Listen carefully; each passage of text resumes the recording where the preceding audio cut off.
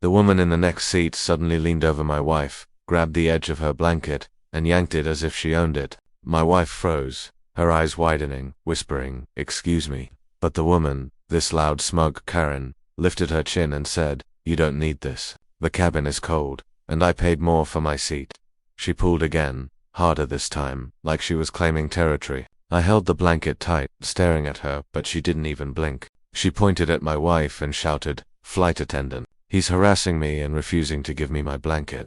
People around us turned, confused, because they had seen everything from the start. Karen kept acting like a queen who made the rules, waving her hand and demanding, "Move this blanket to my seat now." My wife sat still, silent, her jaw locked. Karen had no idea who she was trying to bully. She kept insisting the blanket was hers, acting like the whole plane answered to her. The flight attendant walked over slowly, already hearing the noise from 3 rows back. Before she even reached us, Karen pointed again at my wife and said loudly, "She stole my blanket and her husband is threatening me. I want them moved now." The people around us gasped because they knew she was lying. But Karen said it with such confidence it sounded rehearsed. The flight attendant crouched beside us, calm but sharp, and asked, "Ma'am, where exactly did you get this blanket from?" Karen didn't hesitate. "From him. He snatched it when I set it down for 1 second." She even tried to look offended, acting like she was the victim. But my wife just stared at her, letting Karen dig her own hole. I recognized that look, the same one my wife used during intense interviews. Karen had no clue she was picking a fight with someone who didn't fold under pressure. Then the flight attendant noticed something Karen didn't, a tiny stitch tag on the blanket, my wife's name initials on it. The blanket was an airline property. It was ours. The attendant's eyes narrowed as she stood, the entire situation shifting in a direction Karen never predicted. Karen's face strained of color when the attendant held up the blanket, reading the stitched initials aloud. "This belongs to your neighbor here," she said calmly, glancing at my wife. "Sir, ma'am, can you confirm?" My wife nodded, her lips tight, still holding the corner of the blanket. Karen's smug grin collapsed as she stumbled over her words. I just thought," the attendant raised a finger, stopping her. "You thought you could take someone else's property mid-flight? That is not acceptable. Return it and stay in your seat." Passengers were now staring, whispers spreading quickly. Karen's fake authority, her loud demands, everything was falling apart in real time. Then Karen switched tactics. She leaned forward and said, "I'm a frequent flyer. I have rights."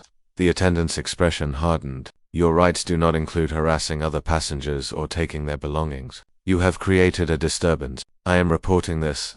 Karen froze. The weight of the cabin's attention settled on her, and she realized everyone saw her clearly now. A bully with no power. My wife relaxed slightly, letting the blanket rest across her lap while Karen's mouth opened and closed, desperate for a way out. And just when it seemed like she might retreat, she muttered, "This isn't over." She had no idea the real twist wasn't the blanket. My wife had already filmed the entire confrontation, and that footage was about to go places Karen would regret. The flight attendant gave Karen one final warning. "If you don't stay in your seat, I will involve the captain and airport security when we land." Karen's face turned red, her fingers trembling on the armrest, yet she still refused to back down. My wife.com, as ever, whispered, "Go ahead, I've got this." That was when the passengers around us started speaking up. One elderly man said, "Lady, leave her alone. That blanket isn't yours." Another woman said sharply, "Stop acting like you own the plane."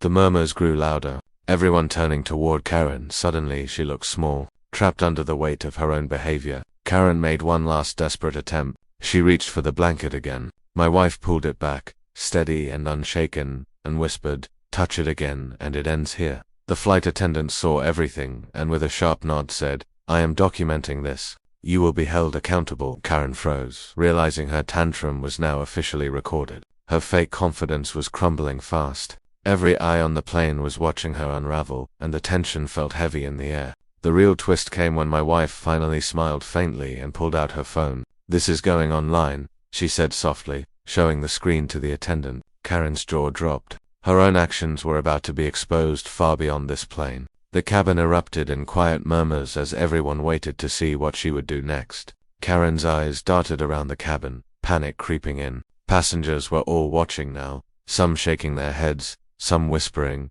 a few even recording their own angles. She tried to regain control, straightening her back and forcing a smile. "You don't understand. I have privileges," she said, her voice trembling. The flight attendant stepped closer, calm but firm. Privileges do not allow you to mistreat other passengers or take their things. Sit down now. Karen's hands trembled as she reached for the empty air where the blanket had been. My wife leaned forward slightly and said quietly, but loud enough for others to hear, "You are done, Karen. Everything you did is on video. Every lie, every outburst. By the time we land, people will know exactly what happened." The realization hit Karen like a wave. Her confidence cracked, and she muttered something no one cared to hear. The whispers around us grew sharper. Karen's final attempt to argue was cut off by the attendant, who shook her head and said, "Everyone around has witnessed this. Your actions are being reported. This is harassment." By now, Karen's face was red with shame and frustration. She was trapped in a moment she could not control.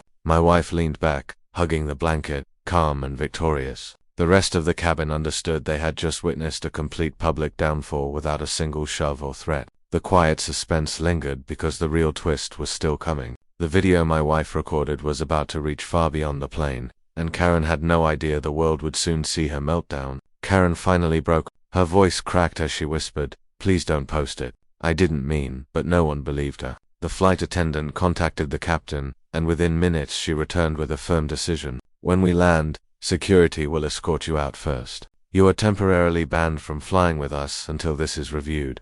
The cabin grew silent as Karen sank into her seat, shaking with no argument left. My wife calmly stopped recording, looked Karen in the eyes, and said, "You tried to take my blanket, accuse me of stealing, and bully everyone around you. Actions have consequences." Karen didn't respond. She couldn't. When the plane landed, 2 airport security officers stepped inside and called her name. Karen covered her face, humiliated as everyone watched her walk out, surrounded by officers. People whispered, some even clapped quietly. The flight attendant leaned toward us and said, "Thank you for staying calm. She won't trouble anyone again."